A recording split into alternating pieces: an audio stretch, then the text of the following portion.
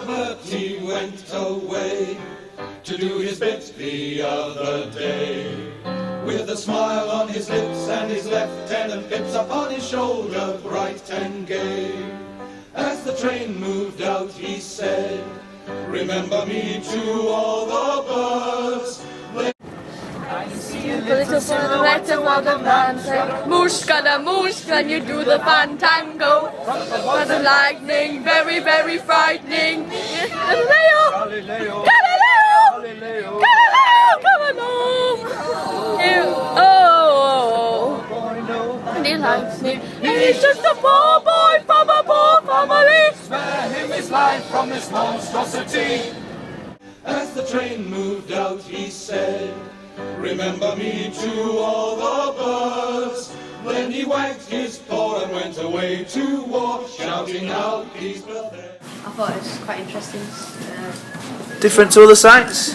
Yeah, because the amount of people that died compared to the amount of people that survived was quite a lot. Yeah? Usually it's a lot of people survive. What did you think, Luke? Oh, it made it put it in more into perspective because you could actually see where they would have been killed. Yeah? You could see how they got killed. Yeah?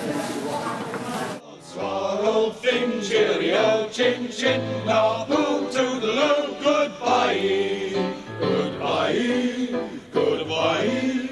Wipe the tear, baby dear, from your eye, though it's hard to part.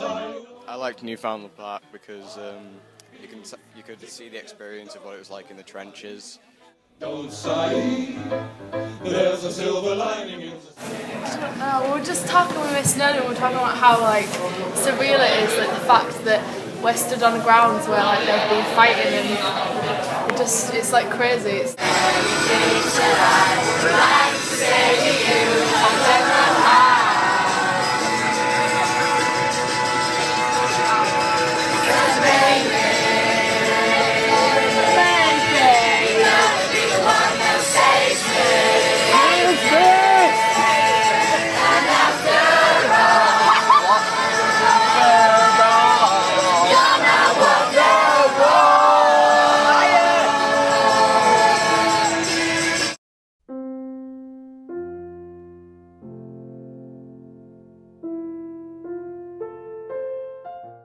Age shall not weary them, nor the years condemn.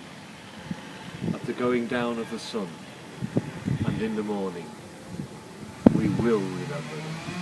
We will remember them. I feel honoured to come and see it, and I'm doing it for my granddad and my family, and he'll never be forgotten, and he's always remembered.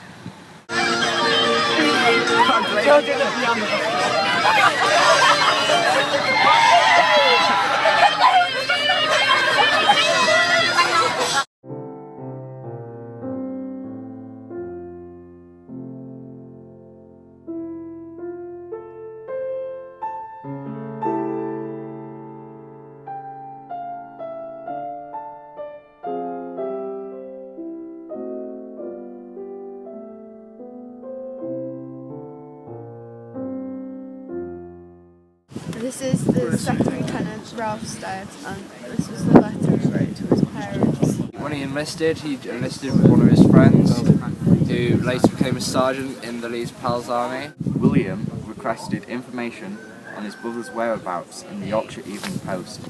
He received a letter in reply from Reverend C.K. Chappell, the battalion chaplain, that read, "But like other pals, he was posted missing, which probably gave his family a lot of hope, even though he was actually dead." The captain of Yorkshire.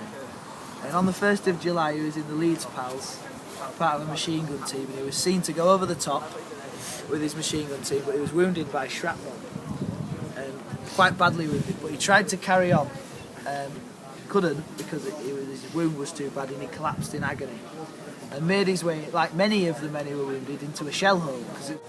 If I should be killed, you must not fret, as it is the finest death to die, and I have no fear of meeting it. I must stop now. With love, Ralph.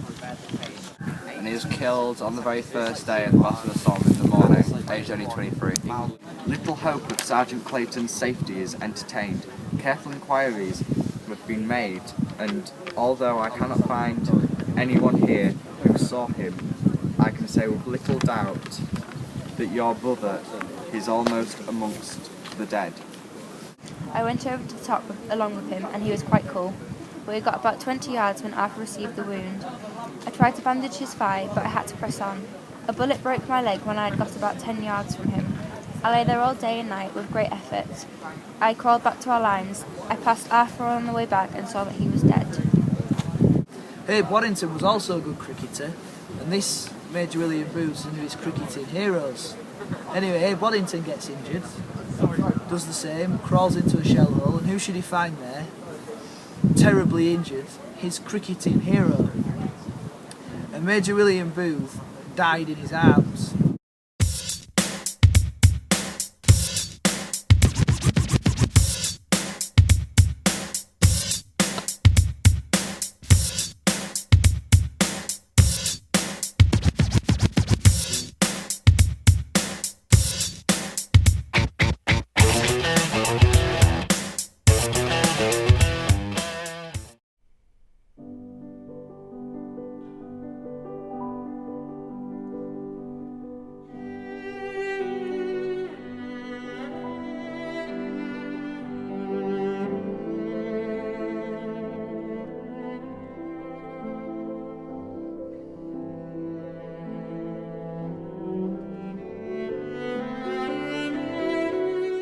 I thought T-Val Memorial stood out for me because one of my relatives was there, and I thought I was quite happy to see the name on the wall.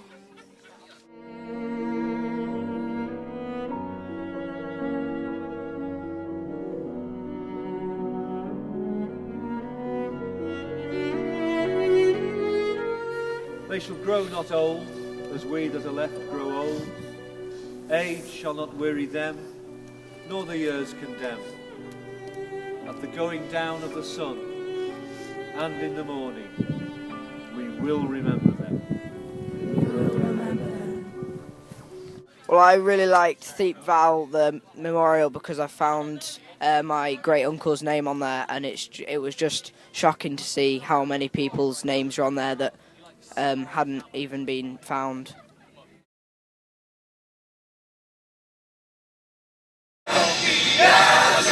Has the devil put aside for me, for me,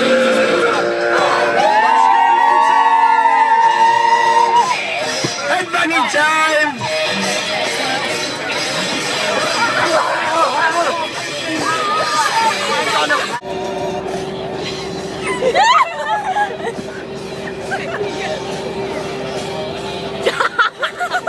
So you think?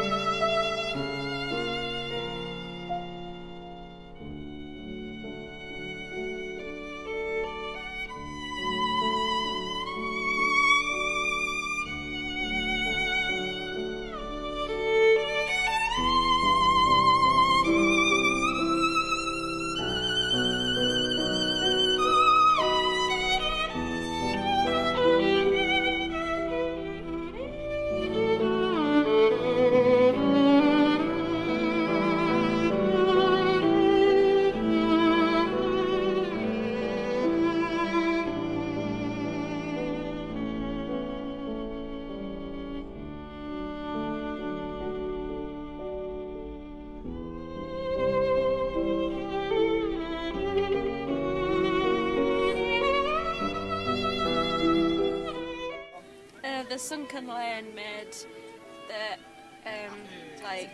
war seem kind of real, because we heard the account of the man, and you could really imagine him being in the sunken lane, being shot at and dying.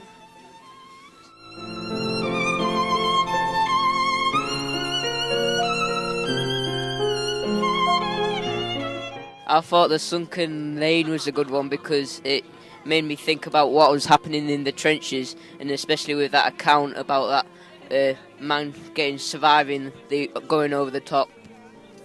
I thought that Sunken Lane was interesting because that was where they'd actually fought, and listening to the story you could imagine what was going on and how scared they must have been, kind of going over the top.